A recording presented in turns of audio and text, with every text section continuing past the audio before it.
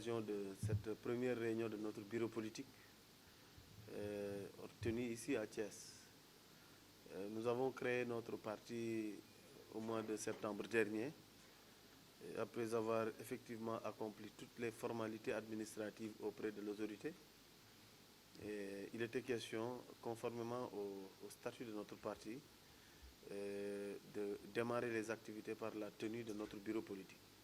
Évidemment, cette rencontre a été l'occasion de revenir sur beaucoup de questions relatives à l'organisation et le fonctionnement de notre parti, mais également sur son positionnement idéologique et sur l'échiquier politique national notamment. Nous en avons également profité pour aborder un certain nombre de questions relatives à la situation nationale, marquée par la publication du rapport de la Cour des comptes, mais également par le déplacement hier à l'Assemblée nationale du gouvernement pour les questions d'actualité. Nous avons aussi évoqué d'autres sujets, notamment les licenciements dans l'administration, mais aussi cette politique d'austérité qui semble s'installer et pour laquelle le gouvernement s'emploie aujourd'hui à aller vers une réduction drastique des charges de fonctionnement de l'État. Nous avons parlé de toutes ces questions et pour chacune d'entre elles, notre parti, après de larges concertations, des échanges fructueux,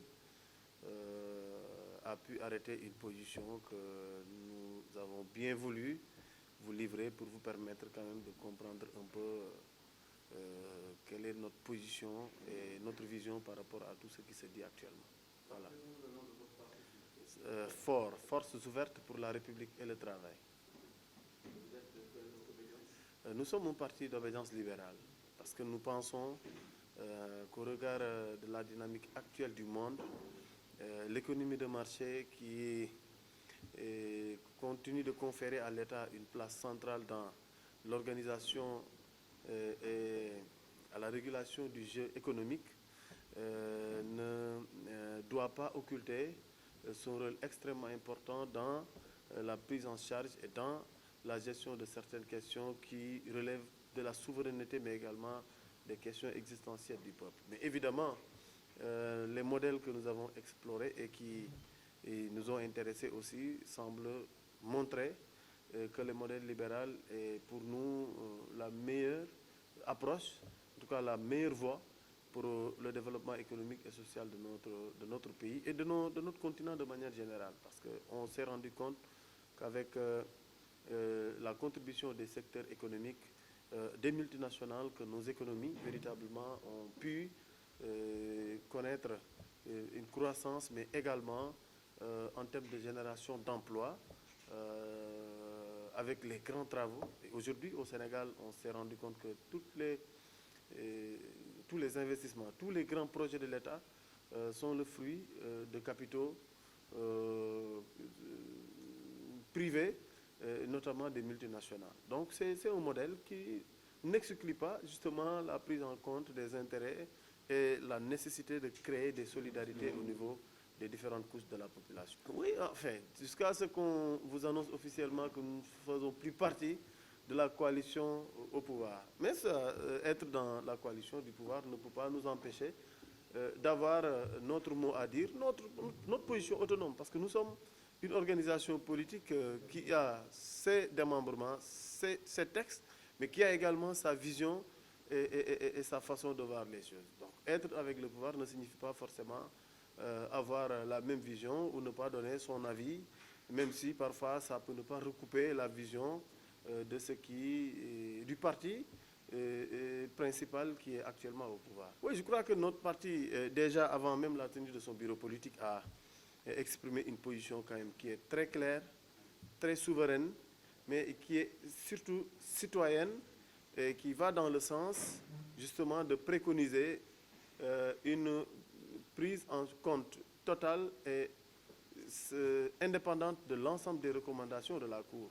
Nous n'allons pas brûler cette Cour des comptes parce que c'est des fonctionnaires chevronnés qui normalement doivent pouvoir faire le travail en faisant fi des considérations et du jeu politique. Bon, la Cour a fait sortir son rapport et a formulé un certain nombre de recommandations. Nous, en tant que FOR, nous avons demandé que toutes les recommandations soient examinées, discutées et mises en œuvre indépendamment de toute pression, de toute influence extérieure. Parce qu'il y va de la sauvegarde de notre patrimoine et bon, de manière générale, au-delà de la Cour des comptes, il faudrait aujourd'hui travailler à promouvoir un environnement dans lequel aussi bien la Cour des comptes que les autres corps de contrôle, l'inspection générale d'État, l'inspection des finances, l'Office de lutte contre la corruption et autres, puissent véritablement être suffisamment renforcés, dotés de ressources qui leur permettent de travailler en toute indépendance. Ce qui importe, c'est que la justice, dans le cadre des recommandations qui ont été faites, fasse son travail de manière indépendante, en dehors de toute forme de pression et d'où qu'elle vienne. Bon, moi, je ne juge pas justement la position des centrales syndicales. Vous savez, non, la continuité, quand on hérite d'un État, on hérite l'actif et le passif. Comme quand on hérite d'une entreprise. Quand tu reprends une entreprise, même en faillite, tu en hérites les actifs, tout comme le passif. Ça, c'est dans l'ordre normal des choses. Maintenant, les centrales syndicales, elles sont ce qu'elles sont.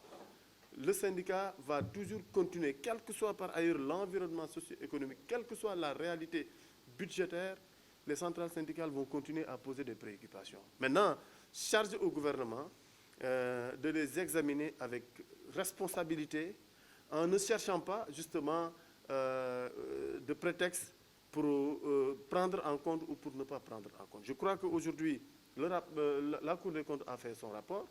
Nous avons écouté la réaction, les différentes réactions du gouvernement. Notre conviction est que, bon, il faut quand même regarder la situation en face.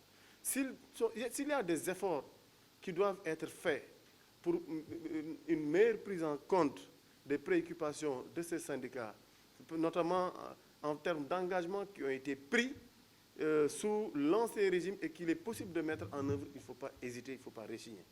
Mais s'il y a aussi des choses qui ne sont pas faisables, il faudrait quand même, dans le cadre d'une démarche transparente, rationnelle, exempte de toute manœuvre et de combinaison politique, dire aux syndicats que la situation actuelle ne prête pas en faveur d'efforts financiers et budgétaires supplémentaires. Maintenant, s'il doit y avoir aussi un effort, aussi bien des syndicats, des travailleurs que des populations, il faudrait également comprendre que l'État aussi doit faire un effort dans l'économie, dans des coupes pour réduire davantage le train de vie de l'État. Et en parlant de coupes budgétaires et de réduction du train de vie de l'État, il faut que le président de la République et le Premier ministre commencent par eux-mêmes.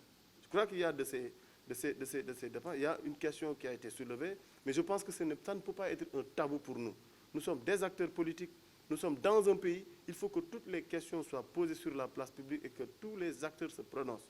Je crois qu'il y a un certain nombre de dispositions qu'il faudrait aujourd'hui envisager. S'il faut quand même aller vers une réduction drastique des fonds politiques, comme on les appelle communément, il faut aller vers ça. Parce qu'on ne peut pas non plus nous demander de faire un effort, de resserrer la ceinture et quelque part aussi, ceux qui sont censés quand même montrer la voie ne le fassent pas. Je crois que nous sommes à l'ère de ce qu'on appelle la pédagogie par l'exemple et par le haut. Il faut qu'eux aussi qu'ils indiquent la trajectoire, qu'ils montrent la voie et que d'ailleurs, de ce point de vue, moi j'ai une conviction personnelle que j'ai partagée avec mes camarades.